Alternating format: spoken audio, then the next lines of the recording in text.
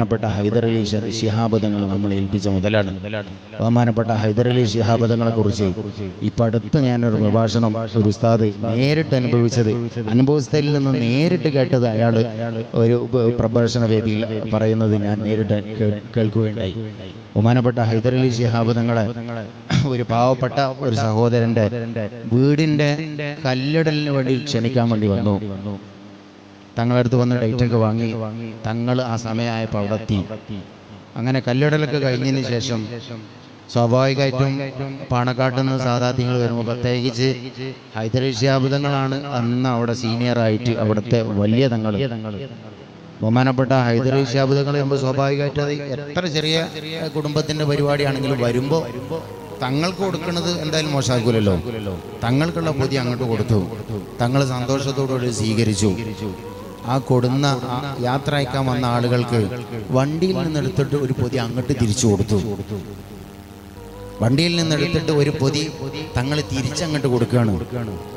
എന്താണെന്ന് അറിയില്ല. ഇവർ കിട്ടിയ സാധനം വാങ്ങി ആ കവർ വാങ്ങിയിട്ട് വീട്ടിൽ കൊണ്ടുപോയിട്ട് ആ പൊതി തുറന്നു നോക്കിയപ്പോൾ അവർ പൈസ എണ്ണിക്കുഴങ്ങി. ബഹുമാനപ്പെട്ട ഹൈദർ അലി ശിഹാബ് തങ്ങൾ പരന്റെ കല്ലിടൽ കർമ്മത്തിന് വേണ്ടി വന്നപ്പോൾ പാവപ്പെട്ട ഒരു കുടുംബത്തിന് വേണ്ടിയിട്ടുള്ള വീടാണ് അത്. പല ആളുകളും സഹായിച്ചുകൊണ്ട് നിർമ്മിക്കുന്ന വീടാണെന്ന് മനസ്സിലാക്കിയിട്ട് ബഹുമാനപ്പെട്ട ഹൈദർ അലി ശിഹാബ് തങ്ങൾ ഒരു കെട്ട് പൈസയാണ് അതിന് കൊടുത്തത്. എണ്ണിയ ആളുകൾ പറയാൻ ഞങ്ങൾ ഓരോ സംഖ്യത്തുമ്പോൾ ഞങ്ങൾ ഇന്നത്ര ഇരിക്കാതെ ഞങ്ങൾ ഇങ്ങനെ കണക്കാക്കി.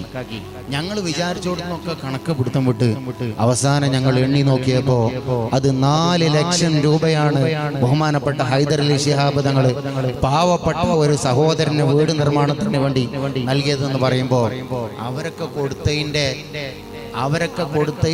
ഒരു ഭാഗത്ത് പോലും നമ്മൾ ഇത്രയും കാലം കൊടുത്തിട്ട് ചിലപ്പോൾ എത്തിയിട്ടുണ്ടാവില്ല.